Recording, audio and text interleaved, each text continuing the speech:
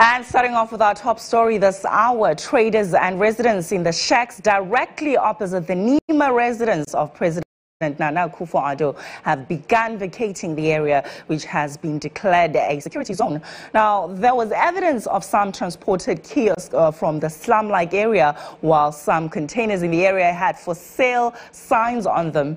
Let's now go on the phone line to speak to my colleague Della Michelle, who is right there at the said location and will bring us more details in this regard. Della, good morning. Thank you for joining us. Now, do let us know, are there any signs of this vacating actually taking place as I speak to you this morning?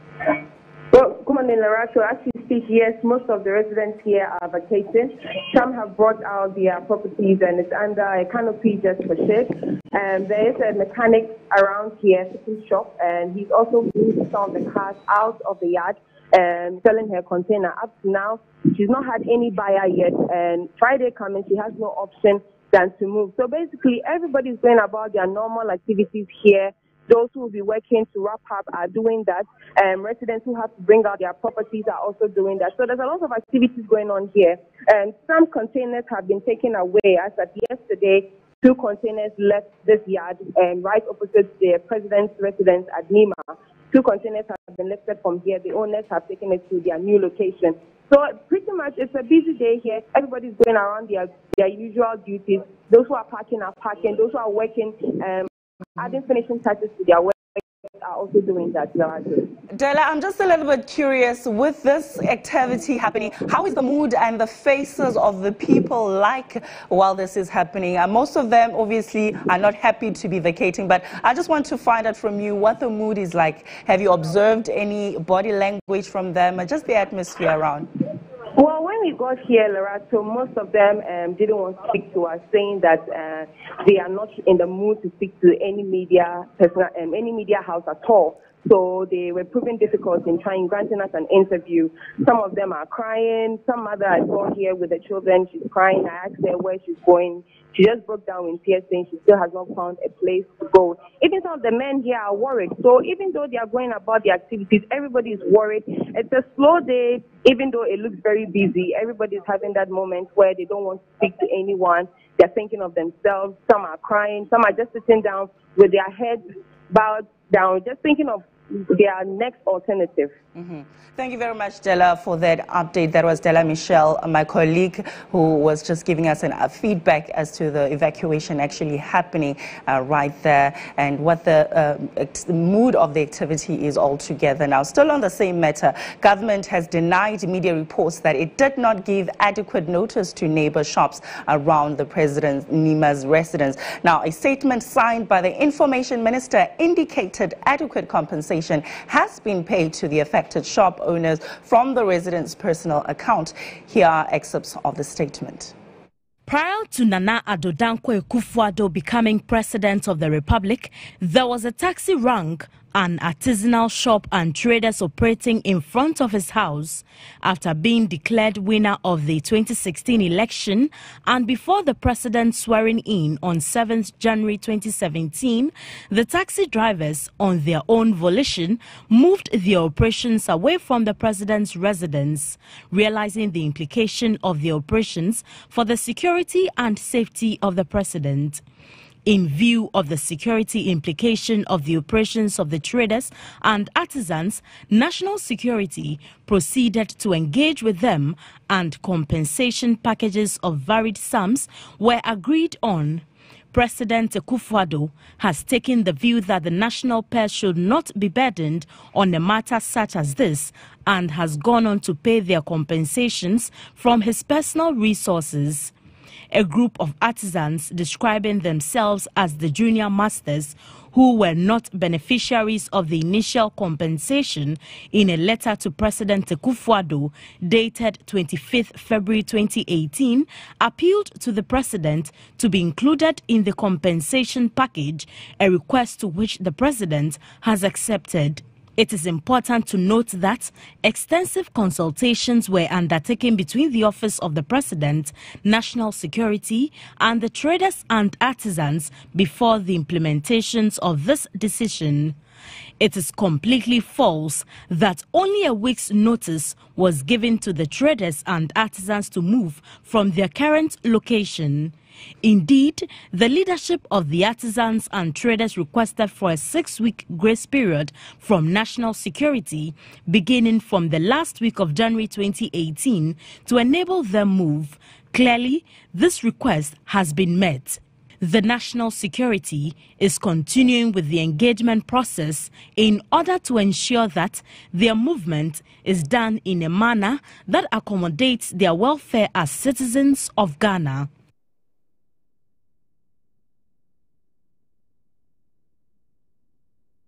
And still on this very subject, joining me in the studio is the Assemblyman for Nima West Electoral Area at East Ayawaso, Umaru Sanda Mohammed, who has served a notice of his intention to fight for traders and residents in the area directly opposite the Nima residence of President Nana Akufo-Addo, who have been ordered to leave. Now, according to Sanda Mohammed, the matter has not been handled properly. And I'm also joined in the studio by the campaigns and fundraising coordinator of Amnesty International Ghana, Samuel Agboche. Hello, gentlemen, and welcome to the studio. Thank you very much. On my far right is Umaru Sanda Mohammed, right? And right next to me is Samuel Agboche. Yes. Now, I mean, the news is out, and we've just earlier on spoken to my colleague Della Michelle, who is at the site, and she told us that the activities are actually happening. People are busy evacuating. So indeed, people are leaving the area. I understand that you are not really impressed with the process. Can you just share to us what exactly are you not impressed about? The evacuation in itself or the manner in which it was done? Even all the process, the evacuation in itself and everything out of the process is not good at all. Because you can see, you can't give them just 2 weeks or 3 weeks to leave that place. And some of them are there for 24 years now. And most of them have set up an investment over there. So if they are renting, it's not they are not squatters, they are renting from the landowner over there. So they paid him his rental money every time. But I mean, compensation has been accorded to them, right? Yeah, that money we don't call it a compensation. Because you give some 2,000 and 1,000, 6,000. I went there this morning. I was with them this morning. As you heard, most of them are crying over there. They don't even want to speak to media people over there. A woman who was there for 24 years now, she has 4 kids over there, and you give her 6,000 to evacuate. What she was doing now, even the process of leaving that place will take more than 2,000. I see. Now, I'll come back to you, Umaru, on that. Now, Samuel, I just want to engage you from the National Amnesty point of view.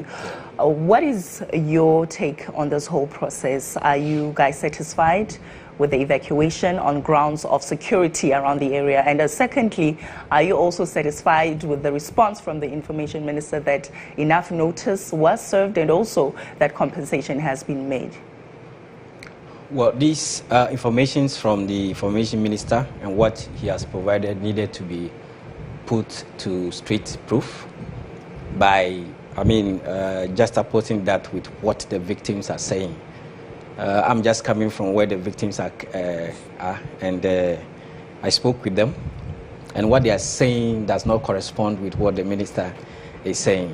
Now, following what you are saying, the minister also says that prior to this, there was actually a discussions and engagement. Let me just quote there in particular that extensive consultation was undertook between the Office of the Presidency, the National Security, and the traders and artisans. I'm quoting him from his speech. Yes, of course. Are you saying, if you're saying that you went there and the people say they don't know, which are these artisans and traders that they engaged with, and how come everybody else is not aware? Well, there have been some information to the people to move from the place, and that has been confirmed by the traders and artisans themselves. But what we are looking at is the processes leading to the eviction. Some of the traders you spoke to just a few minutes ago told me that the money that was given to them was not a compensation, they were giving money to be able to move their properties. Some said they were just there when a car came to park, and the monies were dodged out of the car and give it to them, that this is the money for you to pack your things and go. And there's a particular woman who said she took 6,000, she was giving 6,000 Ghana cedis. Initially, she thought she was a very big money. She got to the bank, and before the bank counted the money and said, no, this is just 6,000. And she said the new place that she has acquired, she has been able to acquire, she's put in as much as 10,000 Ghana cedis alone into making the place, putting the place together for her to move. We are saying that we want to know what kind of assessment that was done to determine that this property is supposed to be compensated as much as this. What kind of assessment? Who did the assessment to say that? I'm told that some of them took as little as 10,000 Ghana cedis. What went into the assessment? Who did the assessment? Who did the evaluation? Who did the recommendation to say that this person is supposed to be compensated by this amount, this amount will be enough? You know, it's just enough giving the people money to move about. You know, to make the people worse off. And that is complete human rights violation. You don't make the people worse off as they are. You know, where they are, even the one who is selling cocoa, if she consistently stayed there and sell cocoa over a period of time, she will make more than the 1,000 cedis or the 2,000 or the 3,000. So if you are moving such a person, you have to consider all these things and say that in the next 3 years or 4 years or 5 years, will the person be worse off than the person used to be? Because of time, let me get back to you, Umaru. Now, do you perhaps by any chance think that there is a possibility that probably the meetings were done with the said leaders, you know, the people that would be seen as leaders of that particular area, and perhaps that they failed to communicate effectively to the rest of the people? Would you say that? No. That is not a possibility. There was a meeting with them, and they came and communicated to the traders over there. The leadership came and communicated to them, and they asked for, I think it's in time frame. They should give them some time to leave that place. But they said, no, go back, we'll talk to you later. So when they said they will call them, they themselves come and write a letter to the president, asking for more time for them to prepare themselves before leaving that place. And the president referred a letter to the national security. So they later called them again. They told them that we need time because we've been here for more than years. So we need time before we can even set up and pack our luggage and everything to go. So there has been dialogue. There has been dialogue. It's just that there hasn't been quite an understanding that has been reached between these parties. They told them, go, we'll call you. They didn't call them again. Now they come and giving them money in the car. They just mention your name, you come to the car and they give you money. It's not done like that. Absolutely. I'm sure this conversation will continue, as there will probably be reactions after this morning when people are already evacuating, and it's the people's word, it's the president's office word as well. None of them really correlate. No, there's a lot of confusion. But we need more time. We need more time. They should give them more time, at least April, middle of April. I think they can sort themselves out. But just quickly before I let you go, what is the deadline, the timeline for them to evacuate? 15th. Remaining 2 days. Oh, all right, I see. Well, thank you very much, gentlemen, for joining me in studio this morning and bringing some clarity, you know, as a voice from the people's side and how they feel about everything. You've heard it for yourself. These are Umaru Sanda Mohammed. He is the assemblyman for Nima West electoral area at East Ayawaso, right? And then I've also got the campaigns and fundraising coordinator of Amnesty International Ghana, Samuel Agboche. Thank you very much for joining me, gentlemen. Now we continue with the rest of our stories on our bulletin today, where the trial of the remaining 10 accused persons who are facing prosecution for the jailbreak incident that occurred at the Kwabenya police station and led to the death of one police officer begins police today. Now, already 2 of the 12 accused persons, Prince Osei and Atta Kwajo, have been convicted on their plea by the Circuit Court after pleading guilty to 2 charges of abetment to escape lawful custody. They were both handed a 60-month jail sentence. The accused persons, including one woman, Nancy Dente, a bread seller who was charged with abetting the escape of the accused persons connected to the attack, have been charged with abetment to escape from lawful custody. They all pleaded not guilty. And now, joining us on the phone line to give us an update on the trial this morning is Dache Aine. Dache, good day. Thank you for joining us. Do let us know, how were the proceedings? Today, all the 12 accused persons were in court for the commencement of the hearing of the accused. But as soon as the matter was called, Superintendent Kwaku Bempa pleaded with the court to adjourn the case since prosecution is not ready and not prepared to start a hearing today. The sitting judge, who was not happy at all about this handle, told the prosecution that... Yes, go ahead. We're listening. Okay, I think we've lost him there, giving us an update there. We'll try and get back to you. But just a quick reminder, our social media handle is at GHOne TV on all social media platforms. Feel free to engage with us. We're always happy to hear from you.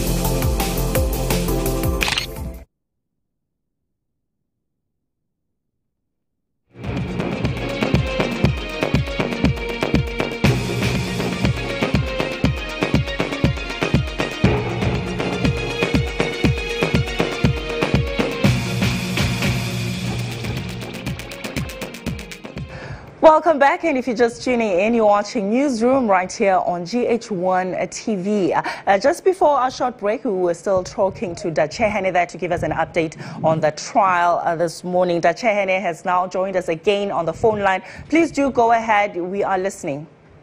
Okay, as I was saying, when the case was called today, Superintendent Kwaku Bempa told the court that the prosecution is not prepared for the hearing to begin today. The judge, Bojitando, who was not happy at all, told the prosecution to put their house in order since he will not tolerate any delay in this trial. The court was ready, was prepared. All the lawyers representing the 12 accused persons were ready. Even one of the lawyers, Dela, was furious and told the court that even his suspects, his clients, are not even guilty in this case, but the judge said he should reserve all his bullets. When the trial begins, then he will fire. When we came out of the courtroom, I asked the lawyer why he was such furious. And he told me that he's representing 2 people. And all those 2 people, the police just entered the house and arrested them. And they are innocent. One person is working at Accra Mall, another person is working with an expatriate who was in court and ready to testify for them. So he doesn't know why they are still keeping them in bar. I hope you remember that they were refused bail. So the lawyer too was furious. The same way the judge has won the prosecution. So he has adjourned it to 15th March so that the prosecution will be ready for their trial, the hearing of the case to commence. Thank you very much, Dache Hene, for that update there. That is Dache Fosu Ajemang, who is with our sister station Kasapa FM, giving us an update there on the trial of Okwabenya suspects that has begun this morning. And we move along to the rest of our stories on our bulletin, where Ghana's population is now estimated at 29.6 million, up from the 24.5 million recorded during the 2010 population and housing census. According to a chief government statistician with the Ghana Statistical Service, David Combat, the country's population growth rate is at an estimated 2.5 annually, adding that an estimated 38.8% of the population is made up of the youth. Now, other indicators from the United Nations World Population Review report of 2017 estimated that life expectancy for females in Ghana is 64.2 years, and that of a male is 62.1 years. years, with fertility rate at 3.8 children per woman. Now, David Combat joins me over the phone line for more clarity on this particular thing. He is the Chief Government Statistician. David, good day. Thank you so much for joining us. Now, what do you think is a contributing factor to this sudden rise in the population? Please, can you come again? What do you think is the contributing factors to the rising of the population? Thank you very much, and thank you to your listeners. The main factors contributing to the growth for our population is actually the fertility. The country still has a youthful population, and unless we work at getting the fertility rates to go down further, we will continue to see the growth that we are currently experiencing. Mm-hmm. So what does this mean for Ghana as a nation with the population raising? Are we prepared for that? Do we have adequate, of all the different sectors that require to be able to cater for even more of a population than the one that we already have? A large population is not bad in its sense, because if you have a population that you can utilize, well-skilled population, the right age group, you make use of them and you can increase your output. But if you have a population that is youthful, a lot are depending on a few. Mm-hmm. So if we continue to have this large number of youth, we would not benefit from the growth that we are seeing. All right, David, before I let you go, at the rate in which the population is growing from what you have observed, is there a need for concern for us going forward? Is it likely to rise even further? Yes, the concern is to get ourselves in readiness to give the young people who are coming up skills, and also to work at reducing the fertility rates in some parts of the country. You realize that even though the fertility rate is still not good enough, we have it more in some areas than others. So we have to concentrate to get people to understand the benefits of having smaller family sizes. Yeah. Absolutely. So you foresee a possibility of Ghana also, adopting what the other countries such as China had put in place, before they limited each household to just 2 children, or something one. like that. Something like that. Extensive education on the need to have a smaller number of children. All right. There you have it. Thank you very much. In some parts, for example, the northern region, the desired family size is still high. All right. So thank you very much, David, for your analysis and also your clarity on this recent news. That was David Combat. He's a Chief Government Statistician who just broken it down to us what this rise in population means for us. And we could get to a point where we are limited in terms of how many children we can have in each household. I don't know how prepared we are for these kind of changes, but I'm sure we're not there yet. And so far, he says there's nothing to worry about. And so we continue the rest of our stories in our bulletin, where the Bureau of Public Safety is blaming the Ghana Civil Aviation Authority for the latest air incident involving STARBOW airline. The Bureau is convinced that the GCAA was unprofessional in the discharge of its duties. Now, this is contrary to the sector minister's findings, which blamed the airline's poor management and the bad weather. Now, the Bureau insists that the investigators' inability to fault the GCAA puts more air passengers at risk.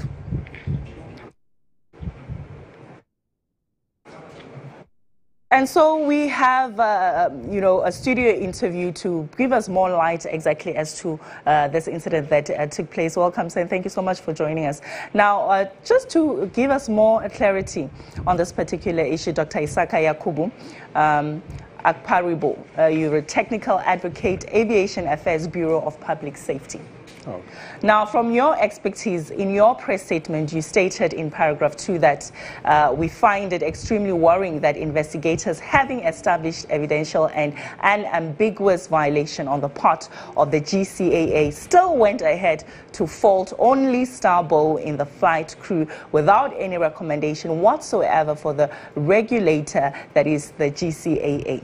Now, that is me quoting you in your statement. Now, can you give us a brief of some recommendations you would like the GCAA to implement to forestall any future disaster with regards to the STARBOW incident? Yeah, good afternoon to you, and also good afternoon to your viewers.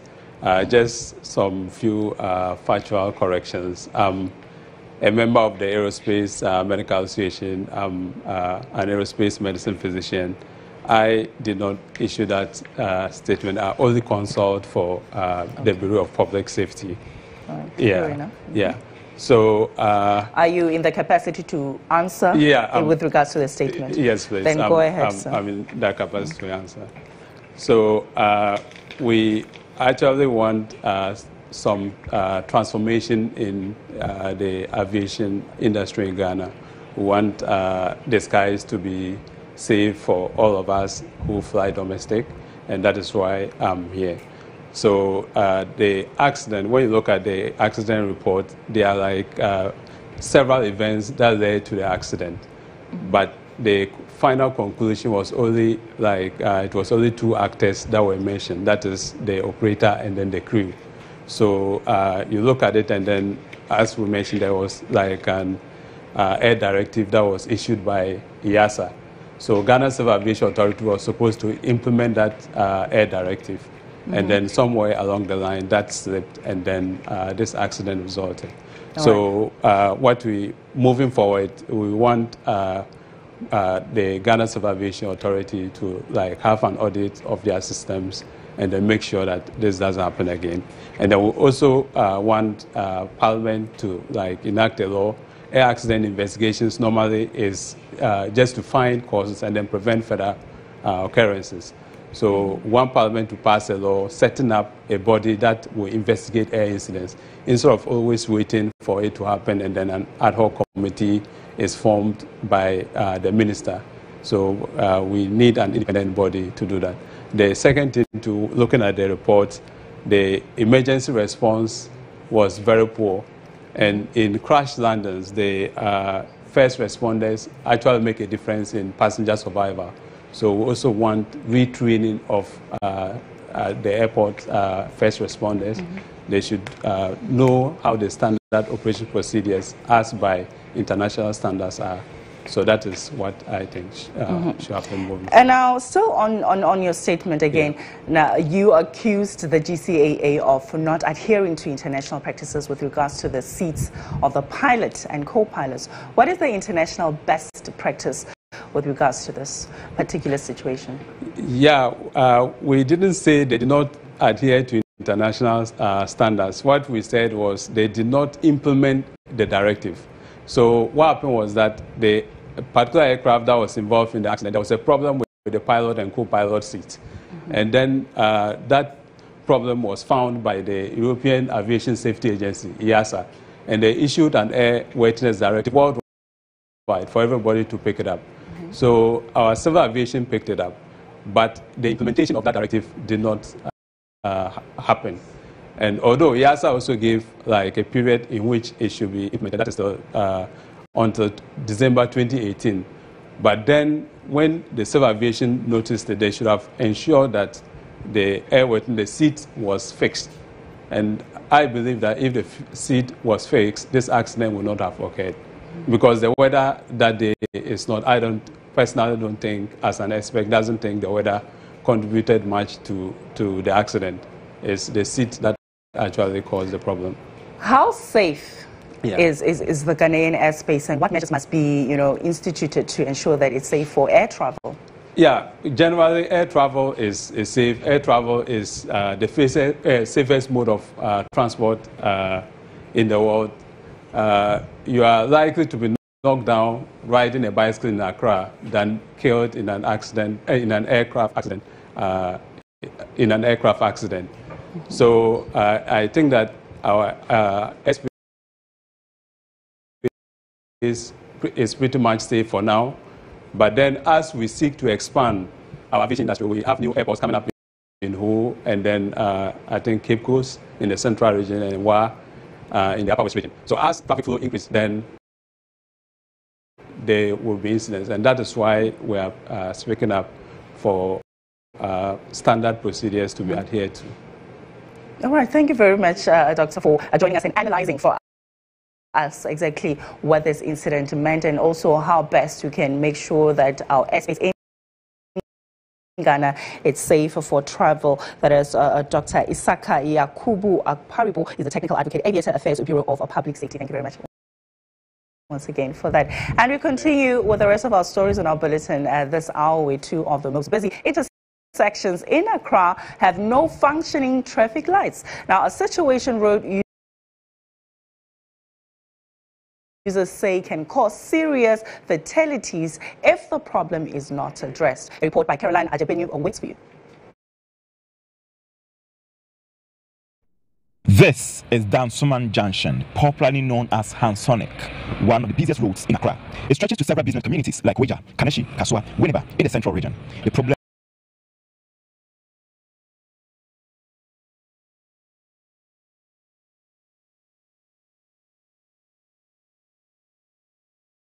with this road are the traffic lights. They have been dysfunctional for the past 4 months. Sometimes the police intervene by directing traffic, but when fatigue sets in, Dansoman Junction becomes chaotic. I have a main road from Odoko to Winneba Road. The traffic Dansoman Junction hand and yet you might 4 months in traffic off. And yet you police for us to main debe 5 minutes crap for normal fee hand normal cop. As then in ye sipe normal beginning susu and some normal friend to incarnate. I say, oh my back can we crescent come director. Normal say Jahon normal cop. Intinama. Accidents are rife, and not even the police is safe. I know, by 7:30, and accident to see what I think for the best from say, come on, hunt them. Is about 7:30 the police need be any a problem. Have pressure and ordering. It's you know, 6 o'clock the police for Hanamua. Kabebo accident no, anwa brass. But no pay the see the police be any. Benz be pick up any crash here. In the case of Nungwa Barrier, the situation is worse. The main intersection links communities like Tema, Spentex, Sakumono, and Teshi. However, there is no traffic light here. The situation could best be described as a jungle where the drivers fight for space, and this puts lives in danger. If you say woman be more inside what see what be seen up or open for or carbon I just one KB or some penny 40 mobile zebra crossing and also mobile traffic light or barrier more than any man as a bisa ababua. Lives of residents of Domeabra are at risk because of the state of the road. Domeabra, a rural community in Pokwasi, is characterized by dusty potholes, ridden road, which creates the perfect recipe for accidents. Now, the residents are therefore calling on government to immediately fix the roads. Domeabra has one major road. This road connects commuters from Tichakope to Amasaman and other neighboring towns. However, the terrible state of the road makes commuting a nightmare. It is further narrowed by erosion, which has eaten away the edges, leaving behind a gaping hole. Sometime in 2016, the government of the day made an attempt to fix the road, but that was not to see the light of day. The dusty nature of the road leaves its mark on the items sold at the shop. The owner is faced with the task of cleaning her items powdered with the red soil.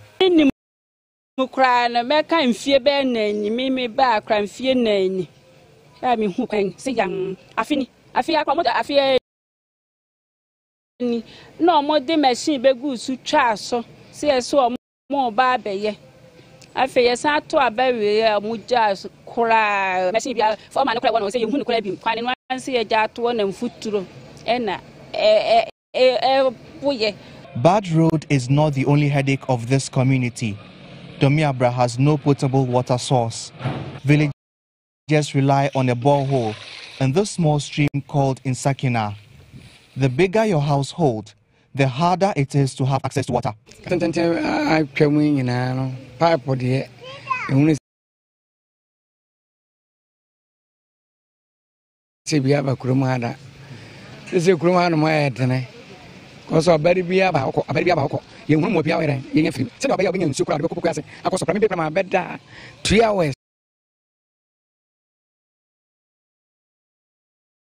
And Ukraine, Domia, with a population of more than 600 residents, have very few toilets in their homes. The only public toilet there was built by an individual who makes a business out of it. Those who cannot afford to pay the 50 pesos charge resort to open defecation. How come here the factories are poor? There's nothing here. Because if you want to go private, you do go bush and so on. They are used to the bush. See, they are used to the bush.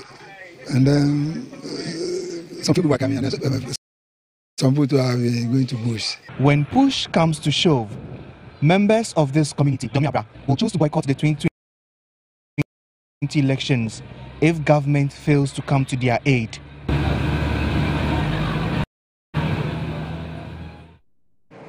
In a business that demands clear vision due to the use of potentially harmful tools, the cutlass, a 52-year-old man would not allow his visual impairment to stop him from fending for himself. Eastern Regional Correspondent GHOne tells us more on the following report.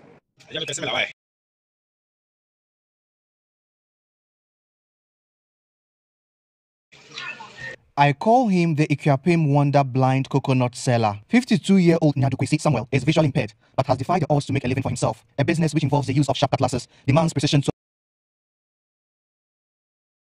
avoid injuries. But Sami gets his sports right despite his sight problem. The former student of Ekropon School for the Blind and Ekropiman Senior High School has for the past decade ventured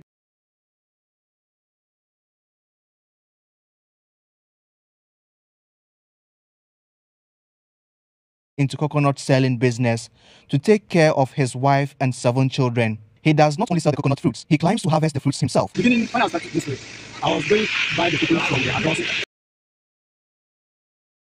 Near Pretoria. When I went, there are many. So when the wave comes, we are running for it. And one day, when I went there, I went for coconut in the vehicle. And a certain man and lady resulting me. And since then, I really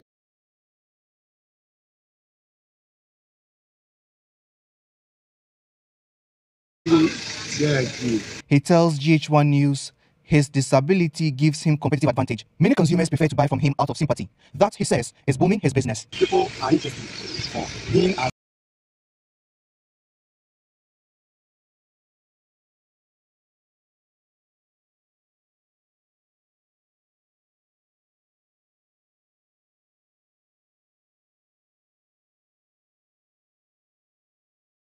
visual impaired selling the coconuts. So they buy from me. However, according to Kwesi Nyadu, despite the seeming good news, he faces several challenges, including transportation, difficulty in getting coconut fruits from owners in surrounding villages due to unfair competition. He's appealing to philanthropists to support him with tricycle to enable him convey coconut fruits from the villages to Ekropon to sell. It's like, in fact, it's tedious work, and I need many things to help people do the work on there. And I'm not getting it, but I hope by God's grace, or through this station, I'll get something from it. Some customers of Nyadu had this to say. Mahelana, headmaster of the Ekropon School for the Blind, says she is not surprised about the efforts of Nyadu because students are oriented and trained to push harder in life. This is a phenomenon which cannot only be linked to how well one drives a vehicle, respecting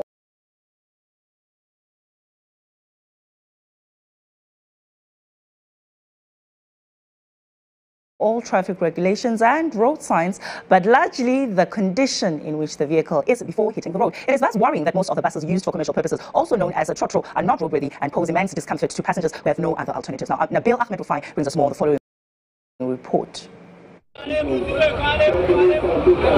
Morning rush hour here at the Kwame Nkrumah Circle Transport Station.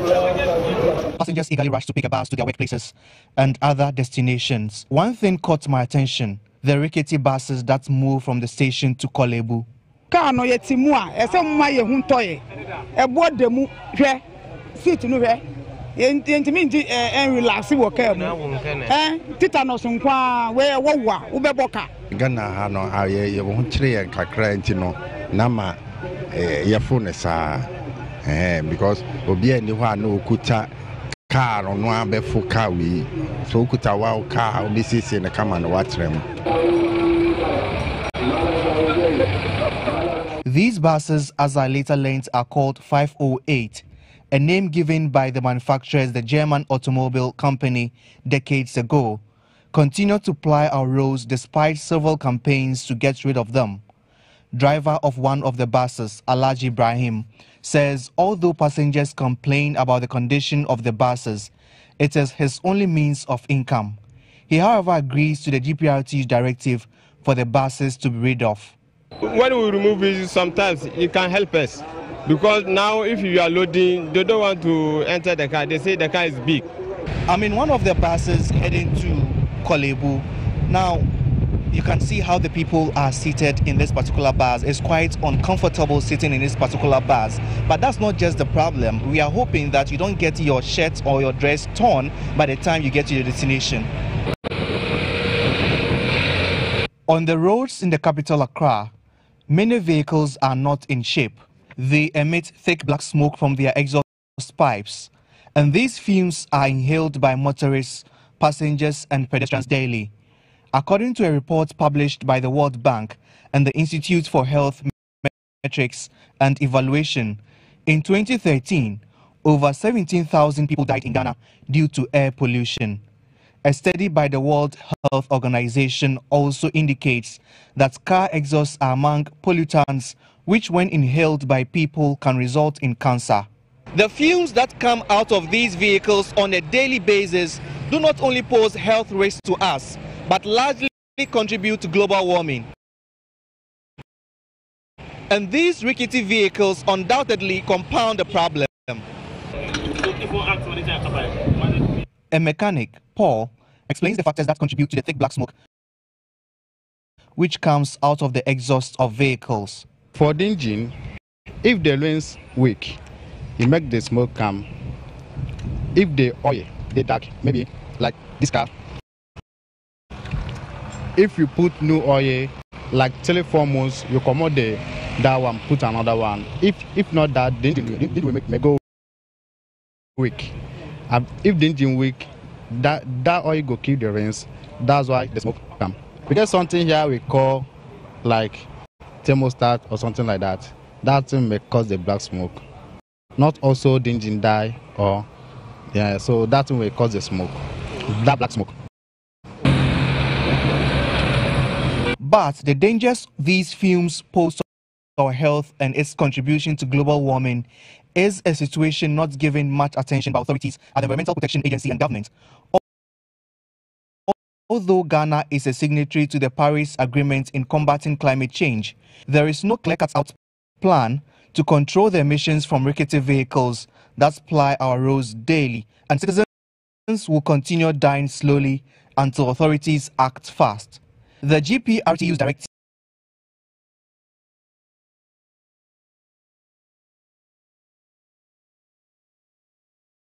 for rickety buses to be rid of by January 2018 has not been achieved, as the buses are still in use.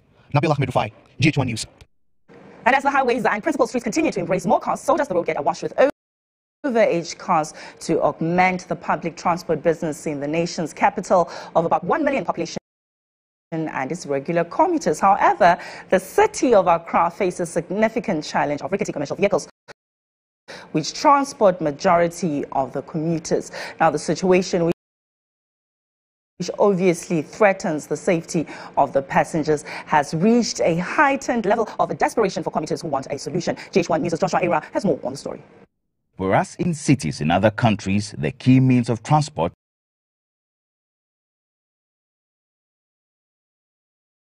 is train, taxi and public buses. Here in Accra, the main means of transportation is either by commercial buses, commonly referred to as structural taxis, and motorbikes, or Okada, which is illegal.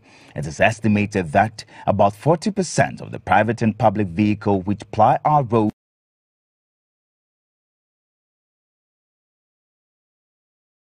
are not meeting the required roadworthy standards. The majority of these cars are crudely fitted together by local auto mechanic engineers. Their services are regularly patronized because it is said to be cheaper compared to the professional auto mechanic shops. In order to model the bus to suit commercial purposes, they are often detached and assembled together with rather off-spec metals, which tends to lessen the 3,000 and 3,500 gross vehicle weight, making it lighter to carry the 18-seater. The alteration of the vehicle largely puts the passenger's life at risk. There are a number of challenges commuters go through daily in boarding commercial vehicles, especially those manned by commercial operators. Now, this is due to the rickety of the vehicles, which pose a risk to the well-being of the commuters. Rusted metals dangerously defining the public buses, exposed angle-framed seats, slanted seats which serve the passenger the least of comfort, corroded parts of the car which makes it visible to have a glimpse of the road beneath the passenger's feet, amongst others, all add up to a huge threat to the passenger's safety. Regular commuters are oftentimes at the mercy of these dangerous buses. The least they suffer is damage to their clothing when they come into contact with the exposed, sometimes sharp metals. In fact, some are virtual scraps with exposed metals that often tear passengers' clothes and injure them with the danger of tetanus infections. I stopped one of these buses on the road. I had no choice. I have to go because I'm late. So I got in and then there was no foam on the seat. So when I sat on it and I was about to get down, it just stuck. My dress just got stuck on the metal. Yes, and it got torn. So a young lady in the car gave me something to cover up. I'm a foot trophy dummy, about Accra. See cross a can't honor. I'm who said Matareno. That they be actually The Motor Traffic and Transport Department, National Road Safety Commission, and Driver and Vehicle Licensing Authority have been described by some as inefficient in relation to their lackadaisical attitude in resolving this ancient canker of rickety vehicle on our roads. The DVLA, which is often blamed for failing to check the roadworthiness of most of the rickety vehicles. Unfortunately, the DVLA could not avail itself to explain the matter. In the transport subsector, nearly 90% of the public transport service needs are provided by private operators, and the state provides the rest using the Metro Mass Transit buses. The commercial vehicle, which is the main mode of transport, account for about 60% of the passenger movement, while taxis account for only 14.5%, with the remaining accounted by the private cars. According to the drivers of the overused rickety vehicles, they don't have to spend much to maintain it. The reason I'm using the old car is, you see, the spare parts is less. And then, you know, because of the financing system, to get money to buy a new one is very high. So that's why I'm still managing the how do you call it, the old car. I'm sorry that, but I don't need a senior. So the other was on no. So I'm say the one that now all for so say Scababana that would do it, and I say. These structures are often characterized by low road safety profiles, semi-trained drivers, and poor state of vehicles owing to low priority for vehicle maintenance, amongst others. They mostly comprise overused and accident cars that had been imported into the country, while some are mainly second-hand minibuses and vans that have been rehabilitated into passenger vehicles. And in times of rain, commuters get wet while on board because of the holes that have been developed on the roofs. To ascertain and appreciate the situation more, GHOne News visited some of the mechanic stations where trashed vehicles are partially remodeled to be on the roads again. Time now to have a look at our business stories this hour. CEO of the Ghana Export Promotion Authority, Gifty Iklenam, has told GHOne Business her outfit is targeting $10 billion from the earnings non-traditional exports. She has, however, noted that the authority lacks the needed funds to promote export activities. She has been speaking to Kweku Teming of a business desk, who joins us with more details. All right, so many thanks for passing on the mantle to us. Well, this afternoon, I want to look at the export sector. And His Excellency, the President, has talked about the fact that Ghana will need to move beyond aid. If Ghana will move beyond aid, then we're definitely talking about exporting our major commodities or non-traditional exports to ensure that we rake in enough revenue for the country. This afternoon, I have a woman who the President has placed on the helm of affairs when it comes to exports in the country. Madam Gifty Clenam has joined us live this afternoon to share her thoughts with us on what really has to be done to ensure that non-traditional exports is beefed in the country. Well, Madam, many thanks for joining us on GHOne News as a newsroom. First of all, let me find out from you. There were products that were banned, some vegetables and the like. Since coming to office, what have you ensured or what have you done to ensure that these products get back to the European market? You don't just produce and think that whatever you produce, somebody must buy. And more so, it is important that those who are into export product development should understand that you are producing something that you yourself will take in and make sure that it is not harmful to you. You are giving it to the consumer, either local or international, making sure that it is not harmful to them as well.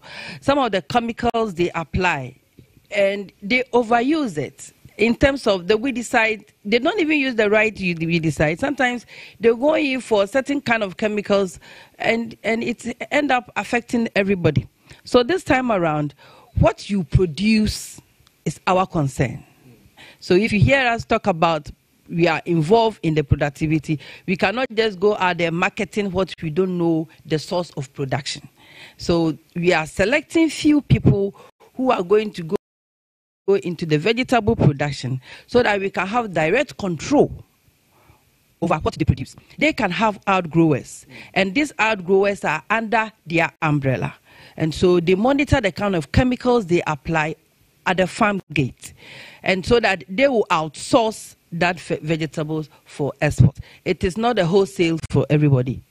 Not a wholesale for everybody, and that is quite interesting. But this time around, let me get targets. So what's the targets of the Ghana Export Promotion Authority, and what are they seeking within this period or year under review, probably 2018? Madam, do you have some targets? Our target is 10 billion. And my dear, is doable.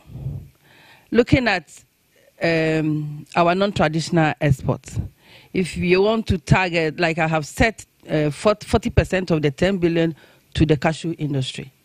So right now, when we launch the 10-year development plan of the cashew industry, one major agenda is to make sure that they give me the 40% of the 10 billion we've done, and the rest will be spread across the rest. Tell me about your major challenges. I mean, this would not be without challenges. What are the major problems that you face? At least one or two. Well, the major challenges I have is the government need to see export as the way forward, especially what President has said, that Ghana beyond aid. Ghana beyond aid means that we are not going to look for any cheap money into Ghana. Any foreign currency that comes to support and strengthen the city and the economy, it has to come in the form of export earning.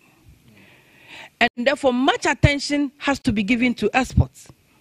And not just, we have to develop the product, because if you have nothing to sell, what are you on the market looking for? So we need to develop the product before we go and sell. All right, so thank you very much for passing the mantle to me. I've been speaking to Madam Gifty Clenam. She is the CEO of the Ghana Export Promotion Authority. I'll give it back to you in the studio while we look at how best Ghana's export sector can be promoted. Back to you in the studio. Thank you very much, Kweku Teming, for that. Time now to have a look at news making headlines across the world on our international news segment.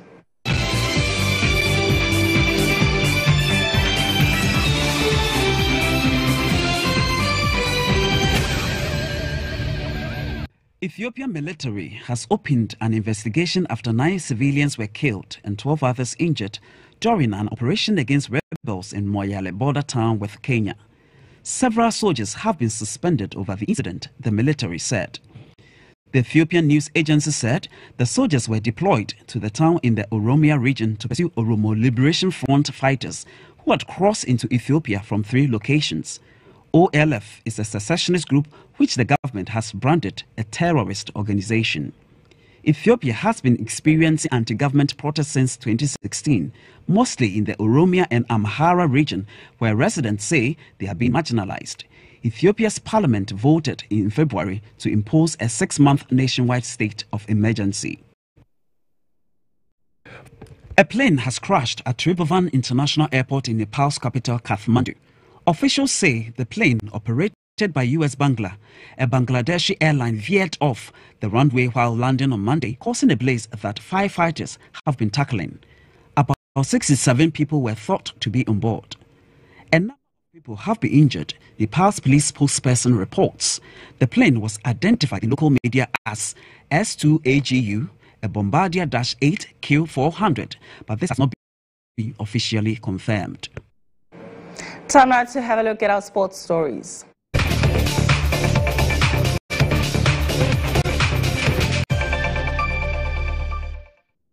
And in sports this morning, we have a look at our European League highlights. I know that some people, just because of the 2-1 went and posed pictures with the menu pillars all over social media. Let's have a look.